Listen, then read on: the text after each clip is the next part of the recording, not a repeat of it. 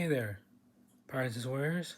This is Nick, and I'm here to present to you episode 2 of this series of podcasts that were AI created. And this one is based on my book about deep brain stimulation. So I hope you enjoy it. And if you like it, subscribe it, like it, comment. I'll comment right back if you comment. And yeah, take care of yourself, and we'll talk to you soon. Thanks. Welcome in, everyone. Today, we're going to be diving deep into deep brain stimulation, DBS for short, for Parkinson's. Okay. We'll be unpacking Nick Pernisco's experience from his book, Parkinson's Warrior 2, DBS. And as always, you want to understand these complex topics quickly, thoroughly, and that's what we're here to do. So consider this your crash course on DBS minus all the medical jargon. Yeah. We're joined by an expert in Parkinson's and related treatments. Welcome to the show. Hello. I think it's safe to say that this deep dive is close to my heart. Absolutely. It's a privilege to have you here. So let's start by painting a clear picture of DBS. Could you break it down for us? Sure. Imagine a device like a carefully calibrated brain-computer interface implanted under the skin near the collarbone. This is the neurostimulator. And it's connected to thin wires called leads that are strategically placed in specific brain regions. The neurostimulator sends continuous electrical impulses through these leads, and these impulses can significantly improve the motor symptoms of Parkinson's disease. Wow. So it's remarkable how technology can interact with such a vital organ in such a targeted way. It makes you wonder what other medical marvels are on the horizon. Yeah. But before we get ahead of ourselves, let's rewind and delve into Nick's personal story, which is really the heart of this deep dive. Nick was diagnosed with Parkinson's at 33. Well, Incredibly young for such a diagnosis. yeah. I can only imagine the shock and uncertainty he must have felt. Parkinson's is often associated with aging. So a diagnosis at 33 is undoubtedly life-altering. Nick bravely tackles this emotional and psychological impact in his book, offering valuable insights for anyone facing a similar diagnosis, regardless of their age. His story reminds us that illness doesn't discriminate, and it can challenge us to reevaluate our priorities and perspectives. Absolutely. One of the things that struck me early on was how ordinary Nick's initial symptoms seemed. Stiffness, a dragging leg, a softer voice. These sound like everyday annoyances, not necessarily the warning signs of Parkinson's. Right, and that's what makes early diagnosis so challenging. It's easy to brush off subtle symptoms or attribute them to other factors. Yeah. Nick was initially told his symptoms were from playing too much tennis. This highlights the importance of advocating for yourself, listening to your body, and seeking specialized medical advice when something feels off. Don't be afraid to ask questions, get second opinions, and be an active participant in your own healthcare journey. He was initially misdiagnosed, and the frustration he felt during that time is palpable in his writing. Oh, absolutely. The period of uncertainty while seeking a diagnosis can be incredibly stressful, especially with a complex condition like Parkinson's. Those feelings are completely valid. Before Parkinson's emerged, Nick was living a full life, teaching, making films. He clearly has a creative spirit. It really underscores how Parkinson's can impact anyone. Did this active lifestyle make it more difficult for him to accept his limitations? Absolutely. For someone as active and engaged as Nick, adjusting to the limitations imposed by Parkinson's must have been incredibly challenging. He talks about having to give up in-person teaching because his voice became too soft and his movements were increasingly difficult to control. Filmmaking, which demands a certain level of physical stamina and often involves long hours, became near impossible. That's heartbreaking. It sounds like his medication, Cinemet, offered some initial relief. He refers to this as a honeymoon period. What did that look like for him? Yeah, so during this honeymoon period, the medication effectively managed his symptoms, allowing him to regain some normalcy in his life. He could move more freely, his tremors subsided, and he could engage in activities he enjoyed. Unfortunately, this period of effectiveness is often temporary with Parkinson's medications. Over time, the drugs can become less effective and the side effects can become more pronounced. And that's precisely what happened to Nick. He vividly describes those debilitating side effects, particularly dyskinesia. He even compares those uncontrollable, jerky movements to those silly walks from Monty Python. Imagine trying to navigate daily life with your body betraying you like that. The frustration must have been immense. Yeah. It's no wonder he started exploring other options. It's a testament to his resilience that he didn't let these challenges extinguish his spirit. But brain surgery for Parkinson's, that's a big decision. Let's be honest, the very thought of brain surgery is enough to make anyone nervous. Of course, any surgery comes with inherent risks, and anxieties are amplified when it involves the brain. However, Nick's approach to confronting those fears head-on is remarkable. He details the entire process leading up to the surgery in his book, The Evaluations, Consultations, even researching different DBS systems. He was determined to be an informed patient, actively involved in every step. He even describes the stereotactic frame used during surgery in a very matter-of-fact way. For those unfamiliar, what exactly is a stereotactic frame? It's a device that ensures absolute precision during brain surgery. Imagine a halo-like frame attached to the patient's head. It allows surgeons to map the brain in 3 dimensions and pinpoint the exact locations for the DBS leads. Think of it as a GPS for brain surgery. Wow, that's incredible. It's amazing how far medical technology has advanced, allowing for such targeted interventions. Nick also talks about having a choice between a sleep DBS and being awake during a portion of the surgery.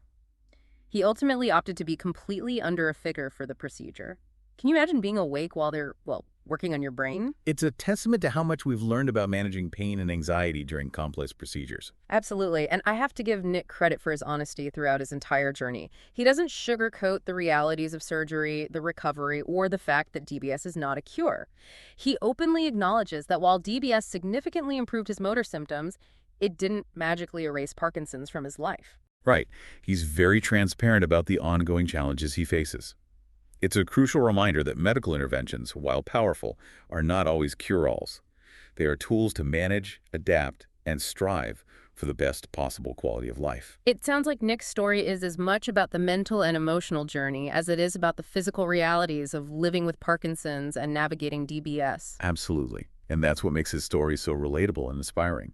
He doesn't shy away from the raw, vulnerable aspects of his experience, and in doing so, he provides a roadmap for others to navigate their own challenges with greater self-awareness and resilience. This is already proving to be an incredibly insightful deep dive. When we return, we'll explore the aftermath of Nick's surgery. He experiences a remarkable honeymoon period after the procedure, even before the DBS device is activated. We'll uncover why this happens and explore the lasting impact this experience had on Nick's outlook. You mentioned a honeymoon period Nick experienced after surgery, even before the DBS device was activated. It's fascinating that the brain might react so positively even before receiving those electrical impulses. It is intriguing, isn't it? It suggests that the brain may undergo a natural healing process triggered by the surgery itself, Okay. even if DBS is not a cure. This period, however, is often temporary. So not a permanent fix, but a glimpse of what life could be like? Right. What exactly did this honeymoon period look like for Nick? Well, Nick describes it as feeling almost Parkinson's-free. He regained mobility, his tremors subsided, and he could engage in activities that had become difficult. Wow. Imagine the relief of experiencing such a dramatic shift. But again, it's important to note that this phenomenon is not fully understood and doesn't occur for everyone. It could be due to a surge in dopamine production triggered by the surgery or a temporary reset in the brain circuitry. What a roller coaster of emotions that must have been. It underscores that while DBS can be a powerful tool, it's not a magic bullet. You're absolutely right, and Nick is very upfront about this in his book. He's careful to manage expectations, emphasizing that DBS is primarily effective in addressing the motor symptoms of Parkinson's. Okay. And while those motor symptoms are often the most visible and debilitating, Parkinson's affects the brain at a much deeper level. So even with the DBS, Nick still faced challenges. Yes, he did. He still experienced fatigue, those frustrating short-term memory lapses, and occasional balance issues. It's a reminder that Parkinson's is complex and affects the entire nervous system.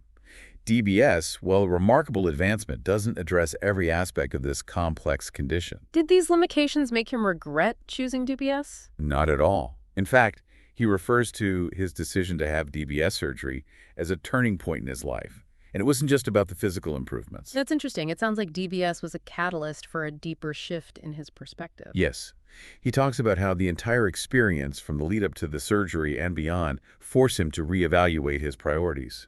He started making a distinction between what he calls tasks and meaning in his life. Okay, I'm really intrigued by this distinction. Can you elaborate on what he means by tasks versus meaning? Sure.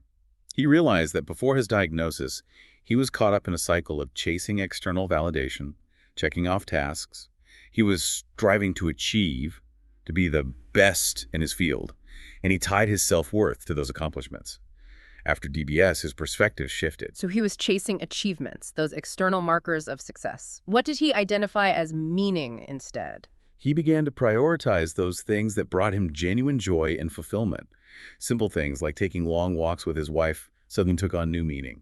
Before DBS, even a short walk was a challenge. That resonates with me. When my energy levels are low, even the smallest tasks can feel insurmountable. To suddenly regain that freedom of movement, to reconnect with loved ones in such a basic way, must have been incredibly powerful. And it wasn't just about the physical act of walking. Yeah. It was about being present with his wife, savoring their time together without the constraints of his symptoms. That's a beautiful way to look at it. It wasn't about checking off exercise from a list. It was about nurturing a vital relationship. How did this shift in perspective impact other areas of his life? He talks about reframing his entire approach to work. Before his diagnosis, he felt immense pressure to build a massive tech company, to achieve a certain level of success that was largely defined by external expectations. So much of our self-worth is, unfortunately, tied to these external measures of success. How did he break free from that? He shifted his focus. He still had a passion for app development, but decided to channel it in a way that aligned with his newfound sense of meaning. He focused on creating something specifically for the Parkinson's community, working at his own pace and prioritizing his well-being. So he redefined success on his own terms. That's incredibly inspiring. He found a way to merge his passion with a deeper purpose. And it wasn't limited to work. He also returned to filmmaking and even rediscovered his love for pinball. While he acknowledged that he couldn't perform at the same level as before, he found joy in the creative process itself and in connecting with others who shared his interests. It's a powerful reminder that our passions don't have to fade, even in the face of significant challenges. We may have to adapt, adjust our approach, but the joy we derive from these activities can still be a source of strength and fulfillment. Absolutely. Nick's experience reinforces the idea that true fulfillment often lies in those moments of genuine connection with ourselves, with others, and with the activities that make us feel alive. It's clear that Nick's journey has been marked by incredible resilience and a willingness to confront difficult emotions.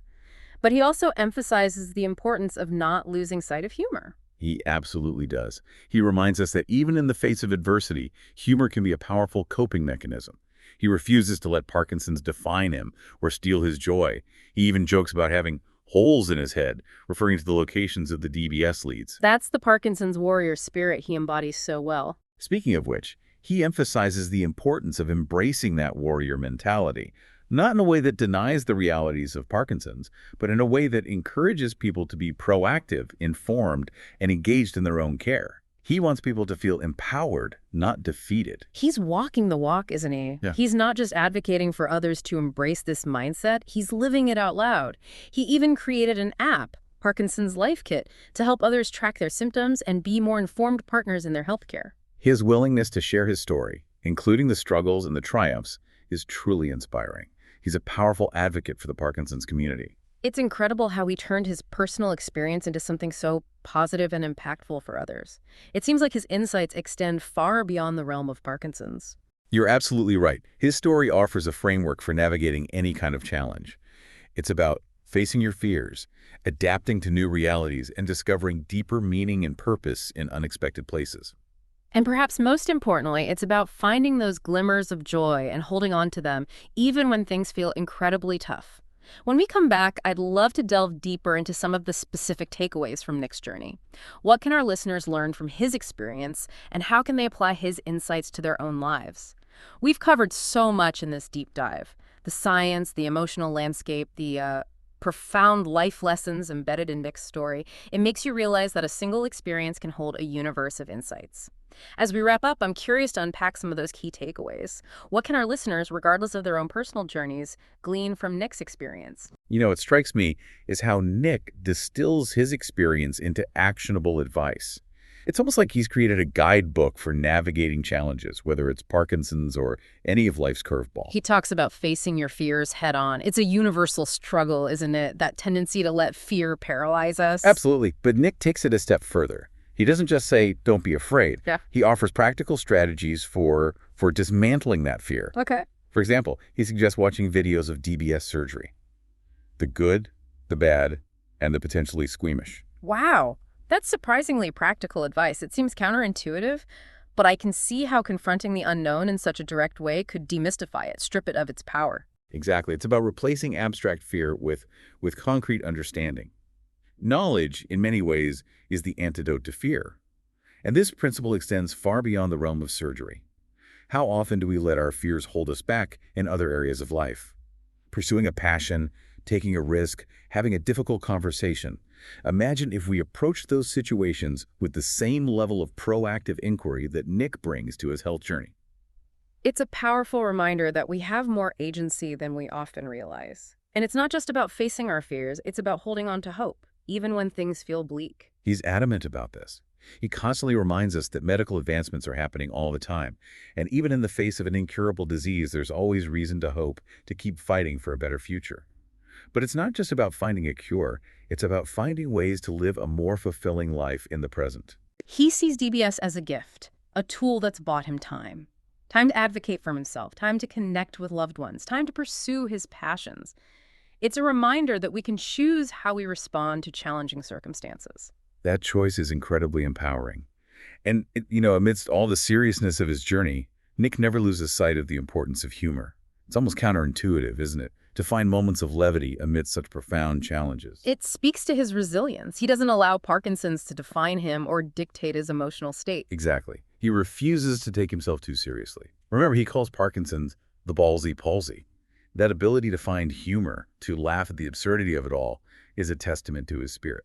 And that brings us to another key takeaway from Nick's story, that warrior mentality. He's not suggesting we become aggressive or deny the realities of hardship. It's about channeling a different kind of energy, isn't it? Precisely.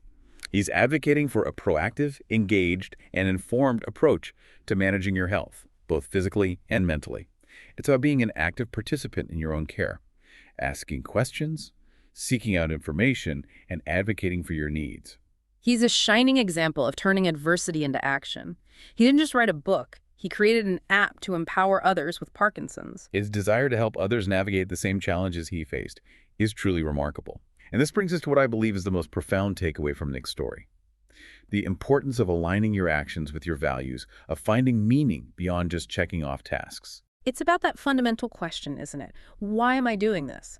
It's so easy to get caught up in the daily grind, in the pursuit of achievements, without pausing to consider if those pursuits are truly aligned with what matters most to us. Nick's journey reminds us that true fulfillment often comes from a much deeper place.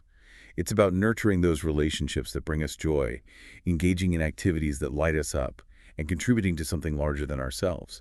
It's about asking ourselves, who do I want to be? Not just, what do I want to do? That shift in perspective can be life-changing. It certainly was for Nick. He went from feeling like he had to prove himself to the world to realizing that his greatest sense of purpose came from being a supportive husband, a loving uncle, and a passionate advocate for the Parkinson's community. His story is a powerful reminder that our definition of success doesn't have to be dictated by external expectations. We have the power to redefine it, to find meaning and purpose on our own terms. And that, I believe, is the ultimate challenge Nick leaves us with. How can we bring more of that intentionality, that sense of meaning, into our own lives? How can we identify those things that truly matter to us and align our actions accordingly? It's a question worth pondering, regardless of our circumstances. Nick's story, while deeply personal, transcends the specifics of Parkinson's and DBS. It's a testament to the resilience of the human spirit, the power of hope, and the importance of finding meaning and purpose even in the face of profound challenges. It's a story that stays with you long after you've finished reading it. And on that note, we've reached the end of our deep dive into deep brain stimulation and the inspiring story of Nick Pernisco. We hope you've gained valuable insights from this exploration, and more importantly, that you've been inspired by Nick's courage, resilience, and unwavering commitment to living a meaningful life. Until next time, keep exploring, keep questioning, and keep diving deep.